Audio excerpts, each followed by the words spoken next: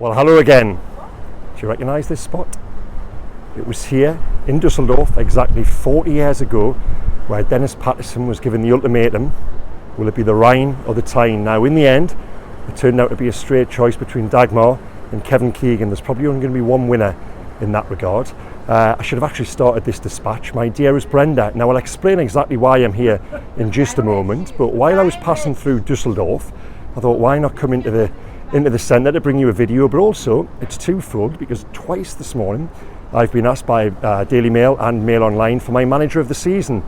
Now my pick, perhaps unsurprisingly, is a certain Eddie Howe, and I just thought I'd call in Dusseldorf to garner a little bit of support for that cause. So I'm meeting Dennis Patterson, Big Willie Osborne and Neville Hope for a pint in the Old Town in just a moment, and I'm sure they're going to lend their support. But I've just seen McGowan actually, so I'm going to have to text the lads and try and think of a different venue to meet up in. We don't want to bump into McGowan, do we? Bearing in mind what happened the last time in the beer hall all those years ago. So yeah, here I am. The reason I'm here is I'm en route, as I said in the video the other day. Very lucky to be going to Milan to cover tomorrow night's second leg between Milan and Inter. I've landed in Düsseldorf and I've got a 4-hour wait, part of which is a delay. So I thought, yeah, why not call in? So here we are, and I thought I might as well answer the question on video as we have a little stroll down the Rhine, although as nice it is no Tyne. Now, why is Eddie Howe my manager of the season?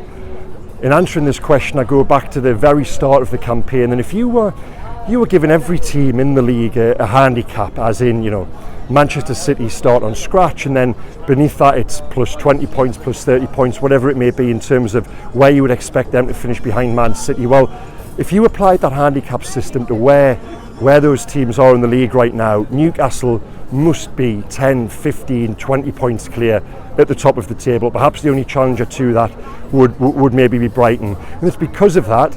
It's because of a manager who has outperformed what was expected back in August. That is the reason that Eddie gets my vote. And of course the criticism which will come with that is that Eddie Howe's had a lot of money to spend. It's a supercharged club on going forward on the strength of Saudi money. But the point I would make in return to that is that it's not. Of course, the investment has played a part, but that investment, £250 million on new players over the course of the last 18 months, Eddie's had a big say in that, and he's bought well. There's a lot of teams, Spurs for an example, they've spent exactly the same amount of money in that time and have bought poorly, but Eddie deserves credit for the players he's brought in.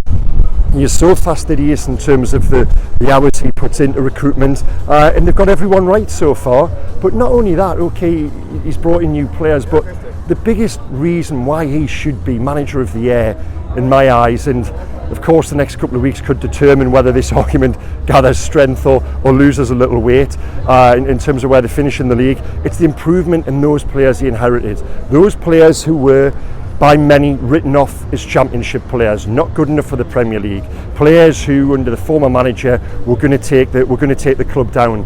Now, to go back to the Everton game, and I think I've made this point, the Everton game 2 weeks ago, 5 of the front 6 who started that night were already at the club pre-takeover. To go back to the Spurs game, the 6-1 victory a few days previous to that, 9 players who were on the pitch that day were already at the club.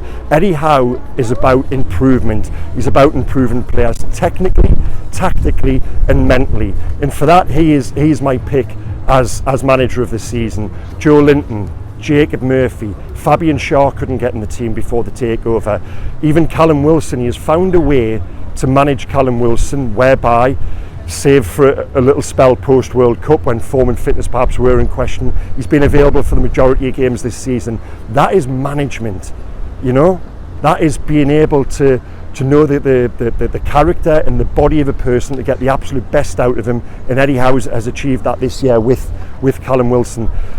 To the backdrop of all this, of course, he's put Newcastle in a position now whereby they are 4 to 6 points away from qualifying for the Champions League, and he did it for the bulk of the season without the club's record signing. So while people may say Newcastle have spent that £250 million, £60 million of it wasn't really available in any sort of fit form until March. So yeah, I just think the job he has done has been incredible, but also allied to that has been the way he's handled himself.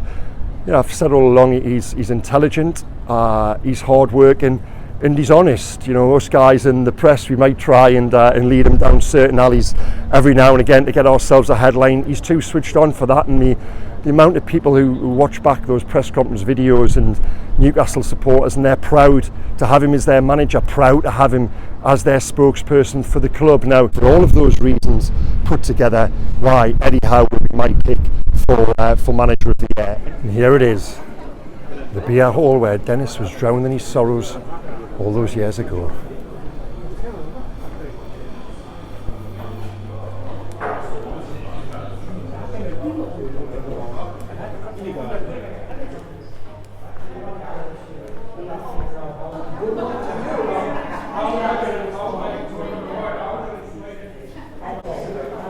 Right, time to get a beer, meet the boys and ask them who their manager of the year is.